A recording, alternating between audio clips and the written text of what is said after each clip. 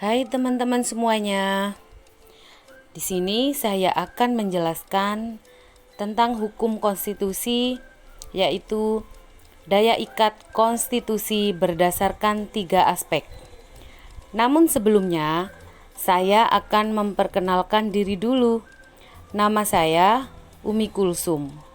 Saya mahasiswa Universitas Merdeka Pasuruan, Fakultas Hukum, semester 3.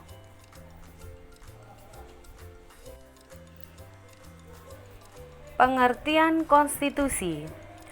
Konstitusi adalah norma dalam sistem politik dan hukum pada pemerintahan negara sebagai dokumen tertulis.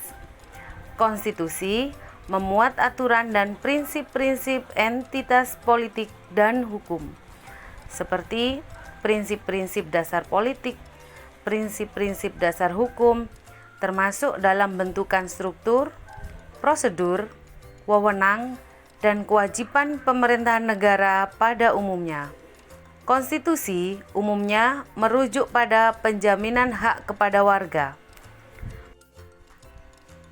menentukan pembatasan terhadap kekuasaan sebagai suatu fungsi konstitualisme, memberikan legitimasi terhadap kekuasaan pemerintah sebagai instrumen untuk mengalihkan kewenangan dari pemegang kekuasaan, baik rakyat dalam sistem demokrasi atau raja dalam sistem monarki, kepada organ kekuasaan negara dan sebagai alat untuk membentuk sistem politik dan sistem hukum negaranya. Fungsi hukum sebagai sosial kontrol merupakan aspek yuridis normatif dari kehidupan sosial masyarakat. Efektivitas hukum dalam masyarakat mengandung arti bahwa daya kerja hukum itu dalam mengatur dan atau memaksa masyarakat untuk taat terhadap hukum. Untuk mengetahui daya ikat konstitusi dalam negara hukum melalui 3 jalur pendekatan, yaitu 1. Pendekatan aspek hukum, 2. Pendekatan aspek politik, 3. Pendekatan aspek moral. Pendekatan dari aspek hukum. Hukum berfungsi sebagai alat untuk mengubah masyarakat yang disebut oleh Roscoe a tool of social engineering.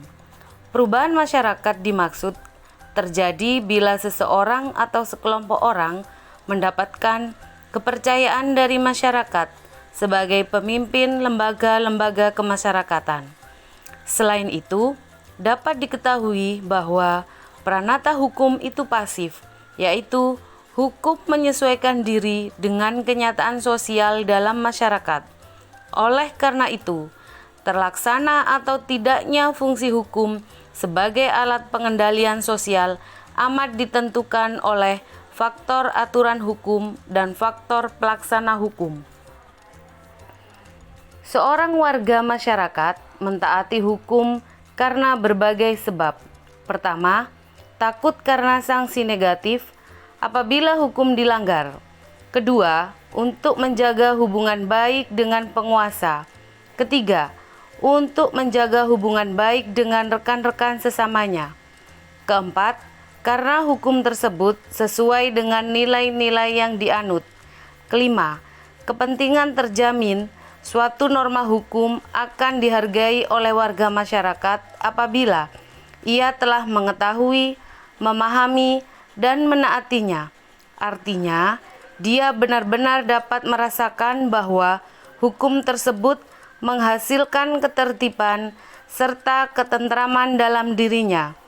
Hukum tidak hanya berkaitan dengan segi lahiriah dari manusia, akan tetapi juga dari segi batinnya. Daya ikat konstitusi dalam aspek hukum bisa kita lihat dalam tindakan bahasa.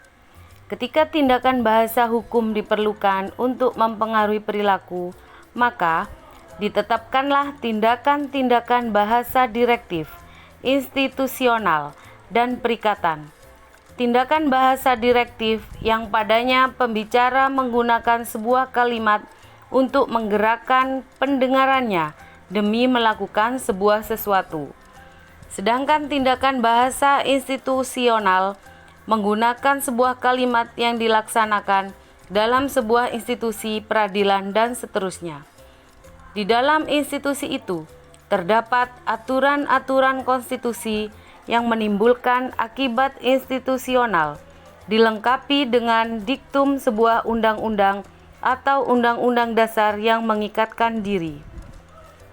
Prinsip-prinsip wawasan negara berdasar atas hukum sebagaimana dikatakan oleh Zipelius. Konstitusi merupakan alat untuk membatasi kekuasaan negara. Pendekatan dari aspek politik. Hukum adalah produk politik yang telah menjadikan badan konstituante, lembaga lain yang ditunjuk, sebagai badan perumus dan pembuat konstitusi suatu negara. Kemudian, peran itu dilanjutkan oleh lembaga legislatif sebagai pembuat undang-undang. Proses yang dilakukan oleh kedua badan ini merupakan kristalisasi dan proses politik.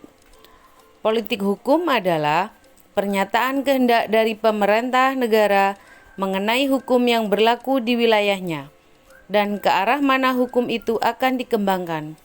Fungsi hukum sebagai alat politik dapat dipahami bahwa sistem hukum di Indonesia, peraturan perundang-undangan merupakan produk bersama DPR, yakni Dewan Perwakilan Rakyat, dengan pemerintah, sehingga antara hukum dan politik amat susah dipisahkan. Hukum merupakan produk politik, sehingga hukum dipandang sebagai kristalisasi dari proses interaksi atau pergulatan dari kehendak-kehendak politik.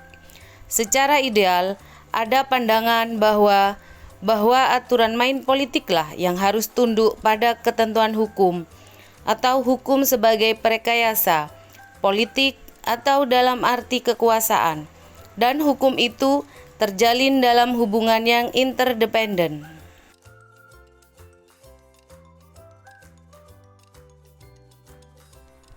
Pendekatan dari aspek moral.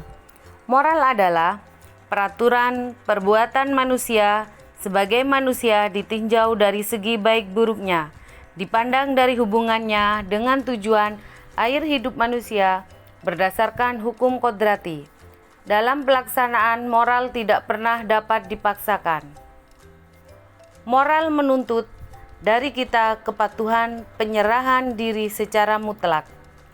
Tingkah laku manusia dalam kehidupan sehari-hari selalu akan berada di dalam suatu jaringan norma-norma, karena setiap interaksi yang terjadi dalam kehidupan sosial merupakan gejala sosial. Sedangkan interaksi sosial sebagai gejala sosial dapat terjadi karena hubungan kontak antar individu dan kelompok sosial dan kelompok sosial yang lainnya. Interaksi itu sendiri akan berjalan seperti diharapkan oleh norma-norma yang menjaringi kehidupan kelompok sosial dalam tingkah laku individunya. Jadi, hukum adalah ketentuan-ketentuan yang timbul dari dan dalam pergaulan hidup.